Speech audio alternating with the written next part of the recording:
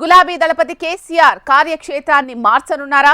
మరోసారి సెంటిమెంట్ జిల్లా నుండి వ్యూహాలు రచిస్తారా? అక్కడి నుంచే పార్లమెంట్ ఎన్నికలకు సిద్ధమవుతున్నారా అంటే అవుననే సంకేతాలు వెలువడుతున్నాయట. అసెంబ్లీ ఎన్నికల తర్వాత గులాబీ బాస్ మరోసారి సెంటిమెంట్ జిల్లాను ఫాలో అవ్వబోతున్నట్లు తెలుస్తోంది. సెంటిమెంట్లు పాటించే రాజకీయ నాయకుల్లో ముందు వరుసలో ఉంటారు బీఆర్ఎస్ అధినేత కేసీఆర్.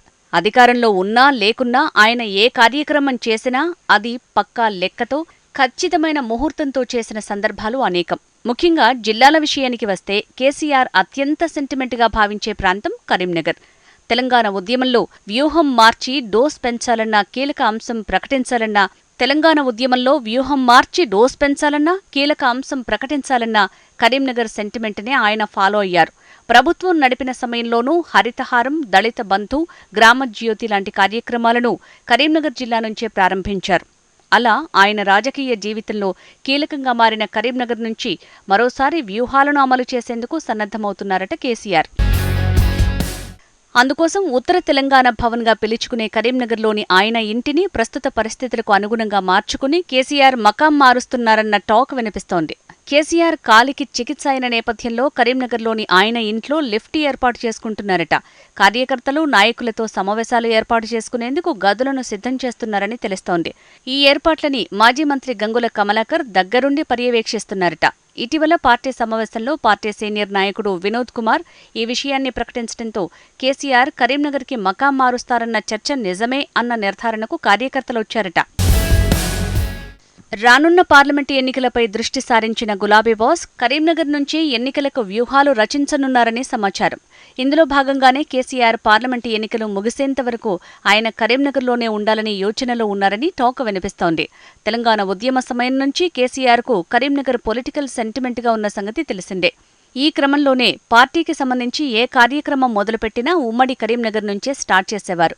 ఈ నేపథ్యంలోనే మరోసారి కరీంనగర్ నుంచే లోక్సభ ఎన్నికలకు వ్యూహరచన చేయనున్నారని తెలుస్తోంది.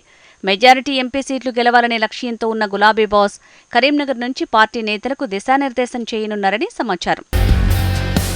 కరీంనగర్ సెంటిమెంట్ గురించి గతంలో పలు సభల్లో సైతం కేసీఆర్ ప్రస్తావించారు. టీఆర్ఎస్ పార్టీని ఏర్పాటు చేసిన తర్వాత కేసీఆర్ ప్రత్యేక తెలంగాణ విషయంలో కేంద్రంపై ఒత్తిడి తెచ్చేందుకు కరీంనగర్ లోక్సభ నుంచి పోటీ చేశారు. ఆయన తొలిసారి జాతీయ రాజకీయాల్లోకి వెళ్లేందుకు కరీంనగర్ లోక్సభను ఎంచుకుని 2004లో భారీ మెజారిటీతో గెలుపొందారు. ఆ తర్వాత తెలంగాణ కోసం 2 సార్లు రాజీనామా చేసి ఉప ఎన్నికలకు వెళ్లి కరీంనగర్ నుంచే గెలుపొందారు. 2008 ఉప ఎన్నికల్లో కేసీఆర్ను ఓడించడానికి అప్పటి సీఎం వైఎస్ఆర్ ఎంతో ప్రయత్నించినప్పటికీ కేసీఆర్ విజయం సాధించారు. తెలంగాణ సాధించిన తర్వాత జరిగిన 2014 ఎన్నికల్లోనూ టీఆర్ఎస్ అభ్యర్థి వినోద్ కుమార్ ఎంపీగా గెలుపొందారు. ఇలా దశాబ్ద కాలం పాటు కరీంనగర్ గులాబీ పార్టీకి అడ్డాగా మారిపోవడంతో కేసీఆర్కు సెంటిమెంట్గా మారిపోయింది. ఇక తాజాగా జరిగిన తెలంగాణ అసెంబ్లీ ఎన్నికల్లో పరాజయం తర్వాత ఆ పార్టీ నేతలు ఓటమిపై అంతర్గత చర్చలు మొదలుపెట్టారు. ఓటమి కారణాలను అన్వేషిస్తూనే పార్లమెంటు ఎన్నికల్లో అనుసరించాల్సిన వ్యూహాలపై చర్చిస్తున్నారు.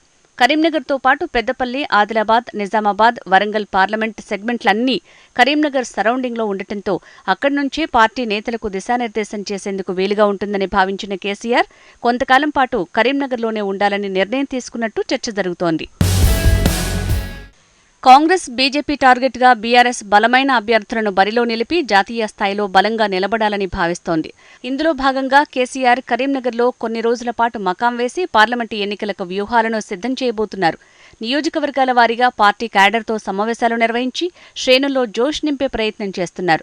సెంటిమెంట్ జిల్లాకి కేసీఆర్ మకాం మార్చటం పార్టీకి కలిసొస్తుందన్న ఆశతో ఉన్నారట బీఆర్ఎస్ శ్రేణులు.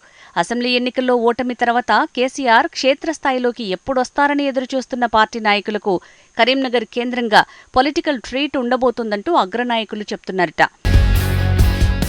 మరి కేసీఆర్ కరీంనగర్ సెంటిమెంట్ ఎంత మేరకు వర్కౌట్ అవుతుందో చూడాలి.